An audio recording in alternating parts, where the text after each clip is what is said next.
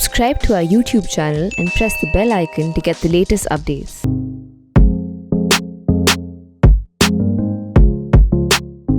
You can now become a member of our YouTube community. All you need to do is click on the link below, which is given in the description of this video, which will have all the details. You need to pay around rupees 159 a month and you'll enjoy special benefits, special perks, including early access to some of our videos. In today's edition of Politics, we'll talk about what the Pegasus list and what Rahul Gandhi's name figuring in the list of potential hacking targets tells us. Well, it tells us one thing, that there is something about Rahul Gandhi that makes him so important, so relevant, consistently, constantly, and there is this undying importance attached to Rahul Gandhi. For a leader who has single-handedly weighed his party down, for a leader who is not ever known for his electoral or political prowess, and for a leader who's perhaps even mocked, he's among the most mocked politicians, there is a lot of relevance, a lot of importance that his rivals, his opponents attach to him. In fact, it somewhat seems like an obsession. And at the very outset, let's clarify that the Pegasus scandal, we don't know who's behind it, we don't know who authorized the alleged hacking attempts. We don't know if the center authorized them or not. But if you look at the larger issue, if you look at a larger approach towards Rahul Gandhi, there seems to be a lot of importance attached to him, especially by the BJP, especially by a powerful Prime Minister like Narendra Modi. Now, the BJP itself has dismissed Rahul Gandhi consistently. They have said that he is irrelevant, that he is a non-starter, that he's not important, that he's not significant, and yet the BJP spends considerable part of its energy, considerable part of its time making this leader important, giving him all the importance. For Prime Minister Narendra Modi, Rahul Gandhi has been an important pole of his politics, an important pole of his electoral campaigns.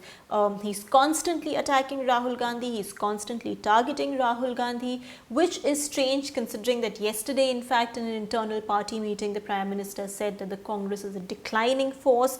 So why does the Prime Minister spend so much time attacking not even the President, a former President of a declining force?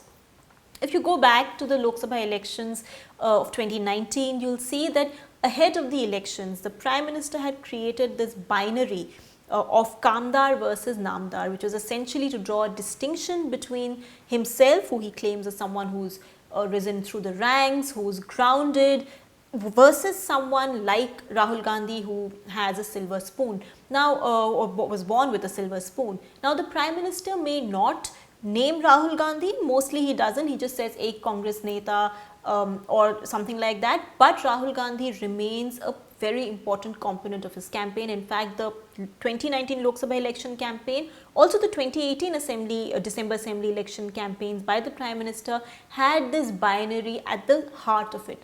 This binary of the Prime Minister being the kamdar who works hard versus the namdar, which is Rahul Gandhi, who is an entitled dynast. Essentially the kind of projection the Prime Minister wanted to make.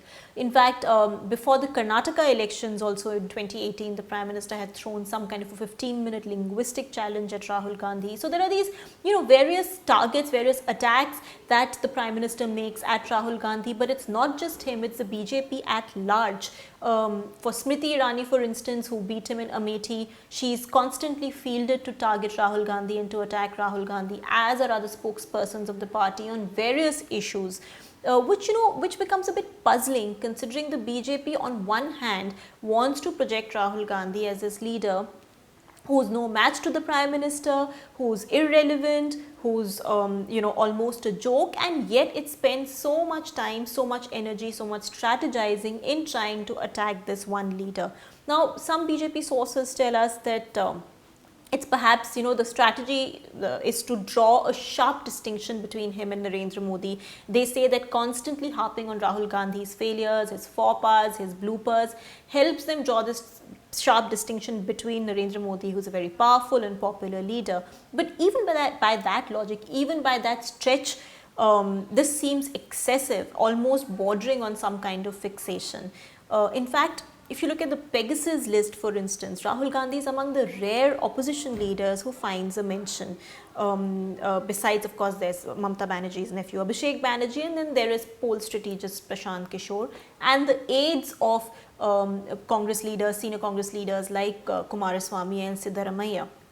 But there is a list of potential targets out there that has Rahul Gandhi's name, which means someone thought Rahul Gandhi's phone in the run-up to the 2019 elections was very crucial, would have all the information that that is needed, which is why a hacking attempt would be necessary.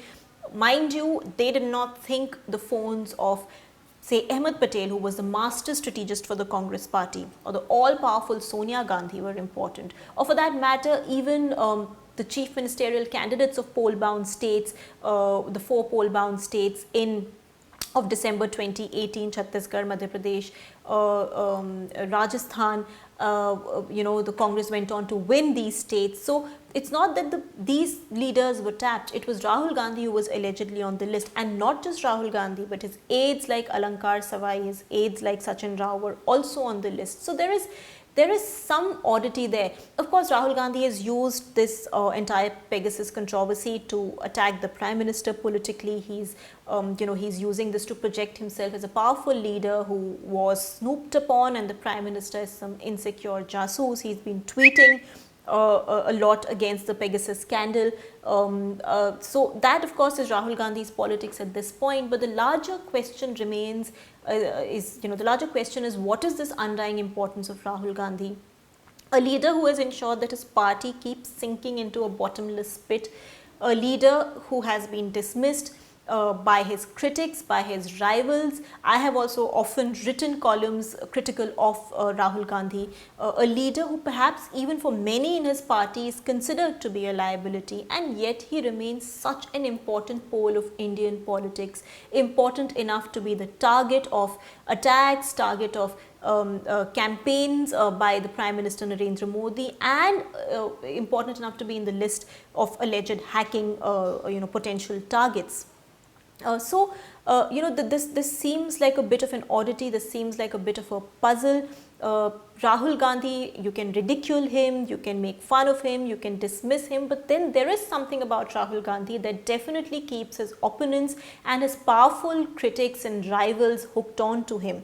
So much so that they are working very hard to keep Rahul Gandhi relevant, even as Rahul Gandhi himself is working even harder to make himself irrelevant. For more, you can log on to our website, ThePrint.in, to read my column.